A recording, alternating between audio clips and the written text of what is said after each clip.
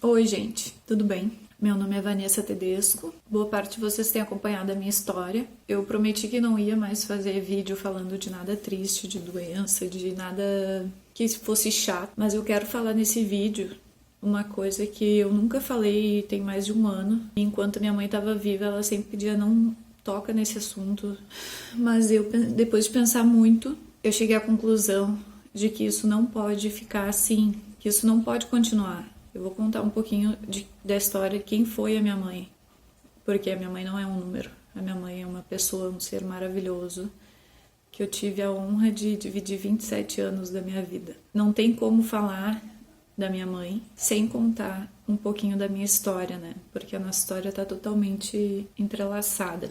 Tem sido bem complicado para mim, porque eu tive alta do meu segundo transplante de medula. No mesmo período, graças a Deus, deu tudo certo. Mas por que eu tô fazendo esse vídeo? Porque eu fiquei muito tempo calada e eu acho que o descaso com a vida humana tá de uma maneira inaceitável. Chegou a um ponto que tá inaceitável. Por que eu tô falando isso?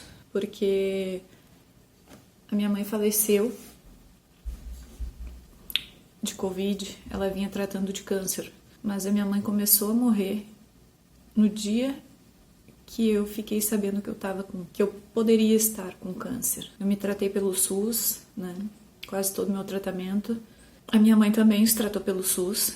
Teve um ótimo tratamento, uma equipe médica excelente, apesar da demora. Muitos exames ela teve que fazer de maneira particular, porque alguns ela teria que esperar meses e ela não tinha esse tempo de vida. Então isso é uma grande falha desse sistema, que é um sistema complexo e é um sistema que ele é um sistema, na minha visão, que ele tem uma estrutura para um país desenvolvido, mas ele está implantado num país que não tem estrutura nem para alimentar as pessoas, que tem criança morrendo de fome.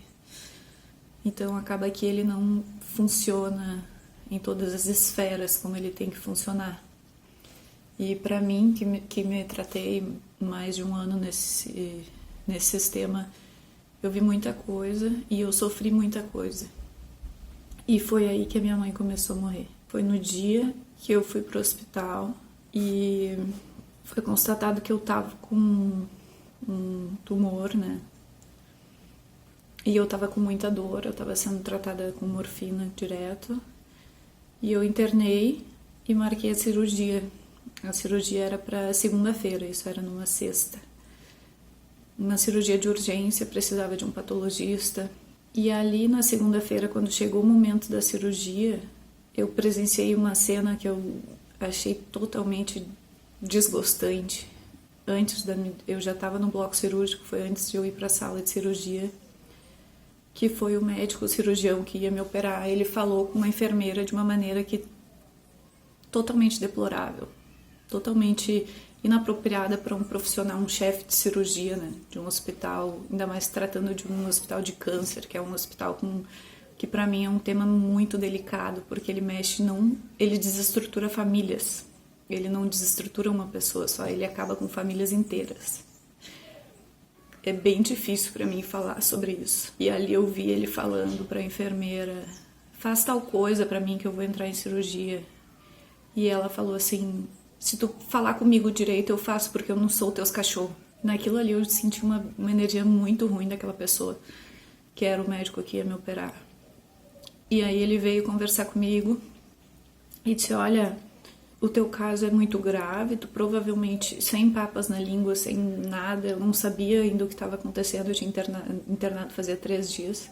Tu provavelmente está com um câncer raro, muito agressivo, muito perigoso, e eu vou mandar tua família subir. A minha mãe estava vindo da Santa Casa, que ela tinha ido tirar uns pontos da última cirurgia que ela tinha feito, estava tudo ótimo, já estava de alta, ela estava tirando uns pontos do expansor do câncer de mama que ela teve, né? E aí o médico disse assim: eu vou chamar tua família para subir pro bloco, porque eu não vou mais te operar. Daí eu não entendi, né, o que estava acontecendo. Eu disse: por quê? Aí foi quando ele falou que eu tinha que fazer um cadastro pelo SUS, porque como eu tava com essa doença muito ruim, como ele estava falando, provavelmente eu precisaria de quimioterapia, acompanhamento por um tempo. E aí eu só conseguiria fazendo um cadastro. Então eu fui obrigada a sair do bloco cirúrgico, ir para a sala de espera, e enquanto a minha família subia, né? No caso, quem estava era a minha mãe e a minha irmã. Para quem sabe, me conhece, a minha mãe e meu pai foram casados, eles se separaram quando eu tinha 6 anos de idade. Meu pai foi embora e ele é totalmente alheio à minha vida. Ele não participa da minha vida. Mas eu sou extremamente grata a ele por ter me dado a vida. Ele é meu pai, ele é uma pessoa de bem, uma pessoa honesta. Ele me liga a cada 2 meses para ver se eu tô viva, mas é isso. E isso nunca me atrapalhou em nada. Nunca me atrapalhou de estudar, nunca me atrapalhou de trabalhar, nunca me atrapalhou de ir embora do país, de estudar fora, de voltar, de fazer faculdade, de me mudar de cidade. Nunca fez nenhuma diferença, porque sempre a minha mãe foi meu pai. A minha mãe foi meu pai e minha mãe, e ela foi pai e mãe das minhas 2 irmãs, porque quando ela tinha 32 anos, no dia de Natal ela ficou viúva. O pai das minhas irmãs, ele faleceu, ele teve um ataque súbito, e a minha mãe criou as 2. Ela trabalhou, ela pagou os estudos dela. Ela teve que deixar minha irmã 1 ano na casa da minha avó, porque ela não tinha condições de sustentar as 2 sozinhas. E enquanto isso ela estudou, terminou o estudo dela, e aí ela estudou para um concurso, que era a única opção da vida dela, de ter as filhas e de sustentar e ser alguém. E aí ela estudou e passou em primeiro lugar. Ela buscou a minha irmã, criou elas sozinha. Minhas irmãs são formadas, têm a família delas. As minhas irmãs são pessoas que eu me orgulho a cada dia. Assim como eu me orgulho de mim e da minha mãe. Mas o que aconteceu nesse dia? A gente foi totalmente desprezada. A gente foi totalmente desprezada por não ter um homem ali. Por não ter um pai presente. Ele disse, mas cadê o pai dessa guria? E aí eu, naquele estado que eu tava, eu não sou de responder, eu fui obrigada a falar assim, doutor, se eu não tivesse pai, se meu pai tivesse morrido, o senhor não ia poder falar o que está acontecendo, o senhor não ia poder me diagnosticar e me tratar, porque não tem um representante masculino, não tem um pai. Aí ele se calou e a minha mãe não entendia, ela perguntava o que está acontecendo, por que ela não está operando? E aí a minha mãe chorando, não tô entendendo, e aí ele olhou para ela e ele gritou, a tua filha tá com câncer maligno, ela tá com um tumor gigantesco, ela tá com uma coisa muito grave, o que a senhora não tá entendendo? E aí nessa hora minha mãe começou a morrer. O residente que tava com ele, que não tem absolutamente nada a ver com ele, que é uma pessoa maravilhosa, super humana, ele correu e pegou um copo de água porque minha mãe estava desmaiando, né? Ela tinha vindo do hospital e é assim que ela ficou sabendo que a filha dela podia estar com... Poderia, ele não tinha certeza, ele não tinha biópsia. E ele gritou dessa maneira. Então foi assim que ela soube que a filha dela mais nova poderia estar com câncer, e foi assim que eu soube. Por isso que quando alguém me pergunta, eu geralmente não falo. Eu não gosto de falar disso, é uma coisa que mexe muito comigo. Porque depois desse dia, ela nunca mais foi a mesma. Ela triplicou, ela saiu dali e foi direto pro psiquiatra, ela triplicou a dose de calmante. Ela teve que aumentar, ela teve que tomar remédio para dormir. Ela não podia passar na rua do hospital, que ela tremia. Foi horrível.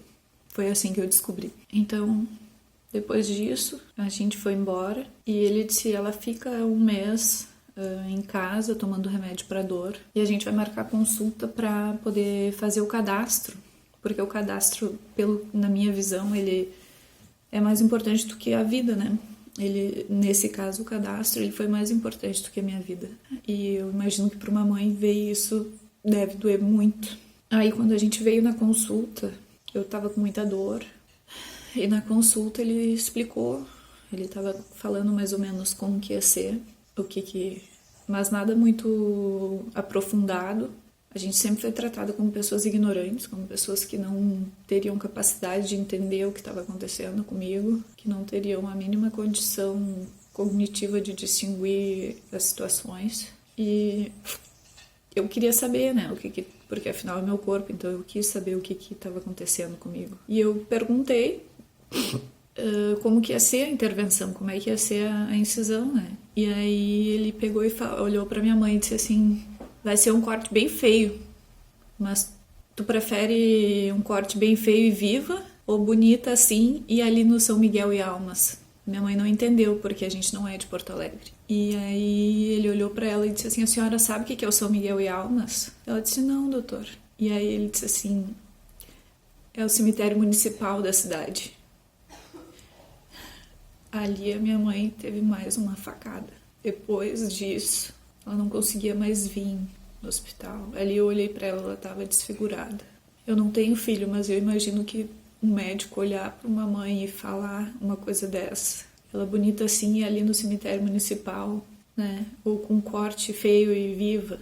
Eu acho que para uma pessoa que está descobrindo que ela pode estar com um câncer muito violento, é uma coisa que não se deve falar. Eu não quero que isso siga acontecendo com as pessoas. Não quero que isso aconteça mais. Eu quero que as pessoas tenham voz para não passar por isso. Eu li o Estatuto do SUS e uma das regras que diz, além de ter um atendimento digno e não vexatório, porque isso que a gente sofreu foi uma situação totalmente vexatória, como se o ser humano não tivesse nenhum significado, se a minha vida não valesse nada. Uma das coisas que está escrito é que o paciente, o ser humano, ele tem direito a um tratamento humanizado. Isso está nos regimentos do SUS, né? E eu fico muito triste que isso não seja levado a sério por todo mundo, por todos os profissionais. Eu passei por várias situações nas quais eu fui totalmente desrespeitada como ser humano durante esse tempo. Que eu perguntei pro médico, mas quando é que vai ser a cirurgia? Ele disse, eu acho que eu vou sair de férias, eu acho que eu vou marcar depois nas minhas férias. Eu disse, doutor, eu tô com uma dor imensa, eu não aguento. E aí ele disse, tá, então eu vou tentar marcar antes, vamos ver. Eu disse, não corre o risco de torcer ou de romper esse tumor. E daí ele falou assim, não, minha querida, não corre esse risco. Pode ficar bem tranquila, vai tomando remédio para dor, que isso não vai acontecer. E marcou a cirurgia para dali uns 30 dias depois. Então, esses 30 dias eu fiquei com muita dor. Eu notei a minha barriga aumentando, triplicando de tamanho. Parecia que eu estava grávida de 5 meses. E chegou um momento que eu tive um desmaio. Passei muito mal e vomitei e fui para o hospital. Que isso foi um dia antes da data da cirurgia. Cheguei no hospital, gritando, gemendo de dor. Eu ouvi de um técnico, eu estava de cadeira de roda, eu ouvi dele, ela, se quiser que me dê os sinais que levante e venha aqui. Mas eu não conseguia caminhar. E eu não conseguia caminhar. Então, eu estava sem ar, eu já tinha rasgado a minha blusa na gola porque eu estava com muita dor, eu não conseguia respirar. Até que foi uma técnica e me atendeu. E eu fui internada. E eu achei muito estranha a minha situação, porque eu não tinha cor, eu estava um tom sem cor, não era eu. E ninguém me examinou. Disseram, bom, ela tem cirurgia amanhã, fica até a hora da cirurgia. O que aconteceu? Eu fui para a sala de cirurgia, eu estava com a barriga enorme, com muita dor, não conseguia respirar. E quando abriram o meu abdômen, eu estava com quase todo o sangue na cavidade abdominal. Porque o que o médico disse que não poderia acontecer tinha acontecido. O tumor tinha rompido, ele tinha torcido e rompido. E na verdade eu estava chocada. Eu estava com mais de 2,5 litros de sangue na cavidade, dentro do hospital. Já fazia mais de 20 horas e ninguém me examinou. Ninguém viu. Isso não pode acontecer.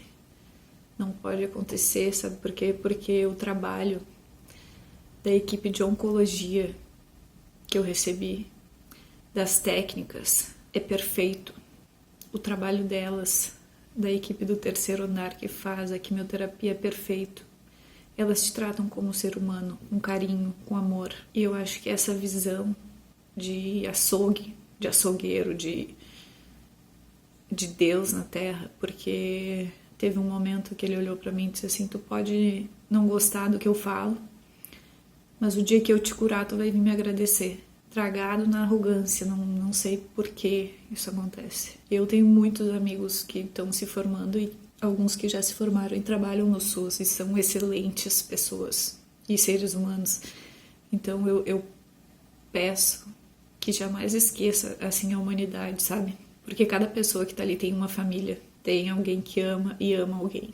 E quando me abriram, eu tava com quase todo o meu sangue na cavidade. Ele rompeu e se espalhou. E por isso eu quase morri. Porque meu corpo não aguentava mais. Eu recebi algumas bolsas de sangue. Eu agradeço imensamente as pessoas que doam sangue, porque se eu não tivesse recebido, eu não estaria viva hoje. E eu fui pra UTI, fiquei na UTI e recebi a visita de uma residente desse médico. Assim como tem as pessoas que aprendem a ser humanas, que são exatamente o oposto, que fazem aquilo que gostariam que fosse feito com elas. Eu me pergunto se eu fosse a filha desse médico, se eu fosse da família dele, ele teria me tratado assim. Eu acredito que não. E essa residente chegou e me olhou e falou assim: que sorte que tu deu de chegar no hospital a tempo, senão a gente não conseguiria ter te salvado. E eu respondi pra ela: eu já estava no hospital desde ontem, mas ninguém me viu, ninguém me examinou, só me deram remédio pra dor. Então isso ali foi uma coisa que me marcou muito. E eu não tenho filho, mas eu imagino que para uma mãe, que é mãe e pai, que acompanha seus filhos, que nem a minha mãe acompanhou, mesmo de longe, ela sempre esteve perto de mim e das minhas irmãs. Então, por mais que alguém pense que tem o direito de que porque ocupa uma função, né, no sistema público de saúde que é considerado o melhor profissional daquela área, naquele hospital, ele tem o direito de ser um ser totalmente desumano.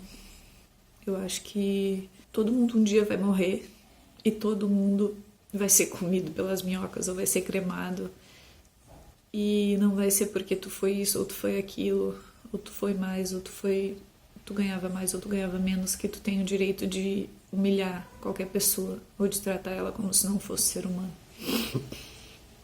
Por isso que eu tô aqui falando tudo isso, que a minha mãe pediu pra eu nunca falar pra ninguém, porque ela sempre falou: Vanessa, tu sempre teve plano de saúde e a gente nunca passou por nada parecido com isso. E agora, porque eu fiquei exatamente um período de 6 meses sem plano, que foi quando eu me formei, eu caí nessa situação e eu quase morri. Mas eu disse pra ela: mãe, tu foi tratada, minha mãe foi tratada pelo SUS, teve uma equipe maravilhosa, uma equipe de anjos, assim, ó.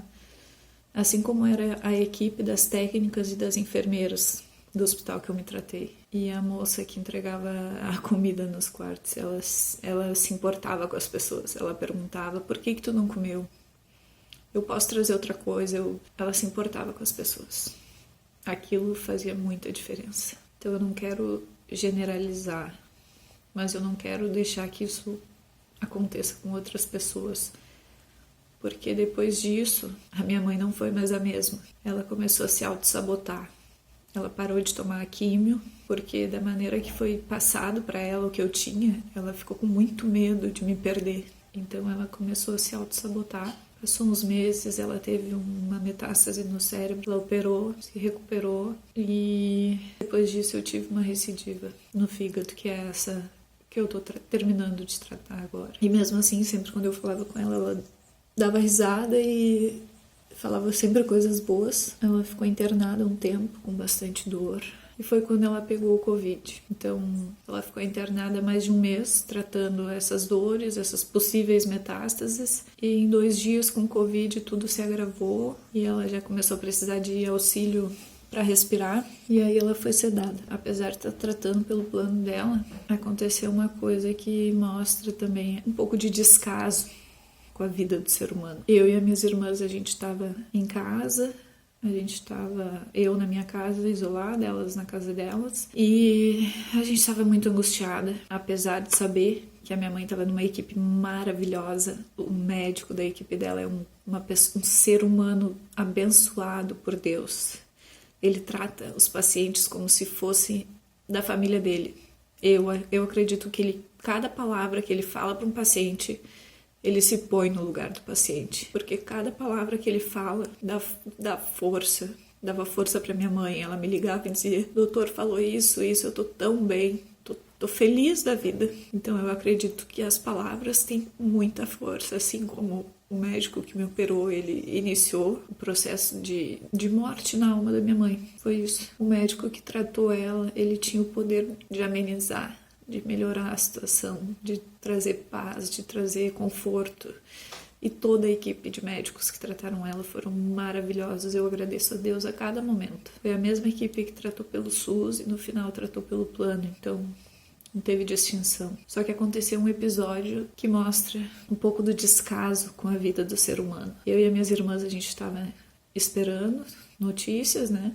E a minha irmã ligou pro hospital perguntando se poderia ir no hospital saber como é que a mãe estava, se podia pelo menos tentar ver ela, porque ela estava na área de Covid, então não tinha o acesso. E aí o hospital perguntou, né, quem era o paciente e tudo mais. E aí o hospital falou que a minha mãe tinha falecido na noite anterior e eles esqueceram de comunicar à família. Aí eu me pergunto, quando tu leva um cachorro para um veterinário e o teu cachorro fica mal e ele morre, imediatamente tu é avisado, porque é uma vida que tu perdeu. E agora isso aconteceu com a minha mãe. É uma coisa totalmente inacreditável. Foi um erro da parte de administração. Não tem a ver com a parte médica, com a equipe médica que foi maravilhosa o tempo inteiro.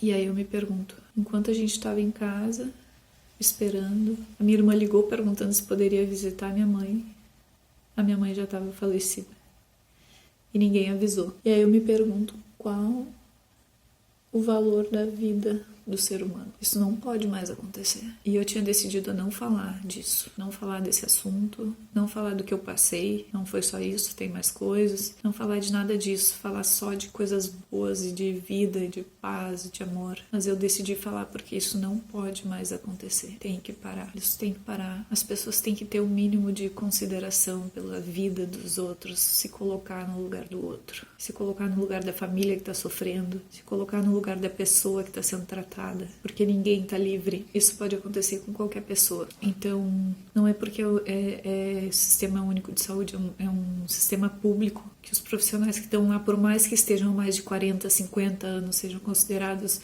ótimos tecnicamente, eu acho que falta para muitos a parte humana. A parte humana faz muita falta. Tem um documentário que eu estou assistindo, que no episódio 9 eles falam dos estudos comprovados que tem sobre a atitude médica e como ela influencia, né? Ela tem poder de influenciar positiva ou negativamente no tratamento dos pacientes. Então quem quiser, quem achar que isso não faz a mínima diferença, pode dar uma olhada e pesquisar os artigos, porque faz muita diferença. Eu não tô aqui culpando, dizendo que a minha mãe morreu por causa disso, mas eu tô dizendo que ali ela poderia ter ganhado força, ter ganhado uma palavra um pouco mais amena, que poderia dar força para ela, e ela ganhou exatamente o oposto, aquilo que ninguém quer ouvir, ainda mais acerca de um filho. Eu acho que isso não pode mais acontecer e é por isso que eu tô falando, é por isso que eu tô me expondo dessa maneira, porque as pessoas têm que ter voz, as pessoas têm que ter voz, as pessoas não são objetos, as pessoas não são nada, muitas vezes tratado como nada. As pessoas têm vida, as pessoas têm história, tem gente que ama, que elas amam. E infelizmente hoje a minha mãe não tá mais aqui. E eu sempre vou lembrar dela como um exemplo de força, de luta e de jamais desistir. E com relação à Covid, pra ti que tá olhando esse vídeo, eu espero que tu não tenha perdido ninguém que tu ama. Eu espero que tu possa te colocar no lugar do outro e pensar que cada vida importa. Cada pessoa é um ser criado por Deus, é um ser que merece respeito. Então, o que eu deixo aqui é um pedido: tratem os outros como vocês gostariam de ser tratados. Usem máscara, respeitem as pessoas. Agora, minha mãe que se foi, mas poderia ser a mãe de qualquer um de vocês que está assistindo esse vídeo. Isso tem que parar, isso tem que parar. A frase que ela deixou para mim, que eu levo para minha vida, é a seguinte frase: nada na vida é impossível. Se tu tiver bom humor, amor e fé, tudo é possível. Então hoje eu lembro dela, lembro da gargalhada dela, lembro de como ela me ensinou a ser uma pessoa forte, jamais desistir e levar as coisas com bom humor. Mas às vezes a gente é obrigado a desabafar. Eu tô fazendo esse vídeo porque isso tem que parar. O ser humano tem que ser valorizado como uma vida. O descaso com a vida humana tem que parar.